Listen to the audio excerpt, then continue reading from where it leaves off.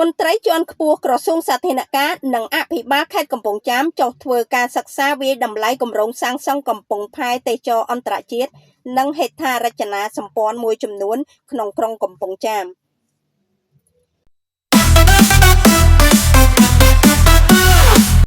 ឯកឧត្តមហេងណនរដ្ឋលេខាធិការក្រសួងសាធារណការនិងដឹកជញ្ជូននិងឯកឧត្តមអ៊ុនចិន្តាអភិបាលខេត្តកំពង់ចាមនាព្រឹកថ្ងៃទី17ខែកញ្ញាឆ្នាំ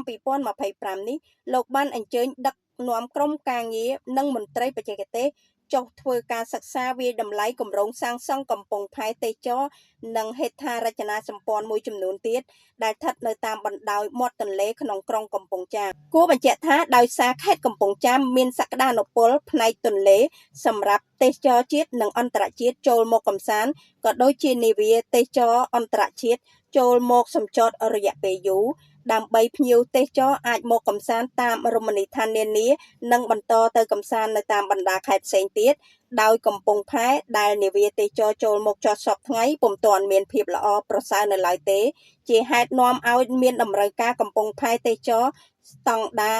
មួយដែលមានសុវត្ថិភាពសោភ័ណភាពសមរម្យសម្រាប់នាវាទេសចរអន្តរជាតិចូលមកសម្ចតបន្ទាប់ពីបានចុះសិក្សាពិនិត្យនិងវាយតម្លៃរួចមកឃើញថាស្ថានភាពទីតាំងមានអំណោយផលល្អដោយសារมันមានផលប៉ះពាល់ជាមួយប្រជាពលរដ្ឋដែលនេះជាបច្ច័យល្អសម្រាប់គម្រោងដែលនឹងត្រូវសាងសង់នេះហើយទីតាំងធំងាយស្រួលចាត់ចែងជារចនាសម្ព័ន្ធកំពង់ផែដូចជាការសាងសង់បន្ទប់រង់ចាំសម្រាប់ភ្ញៀវទេសចរបន្ទប់អនាម័យជាដើមចំណែកច្រកចូលផ្លូវទឹកសម្រាប់នាវាចូលចតផែមានជម្រៅទឹកអំណោយផលល្អនិងមានតំបន់ដែលអាចនាវារង់ចាំចូលចតបាន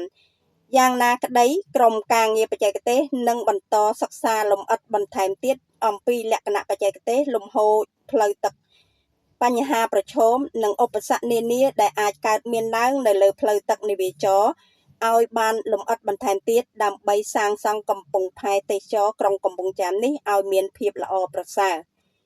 នាងខ្ញុំអែមហៀងធ្វើ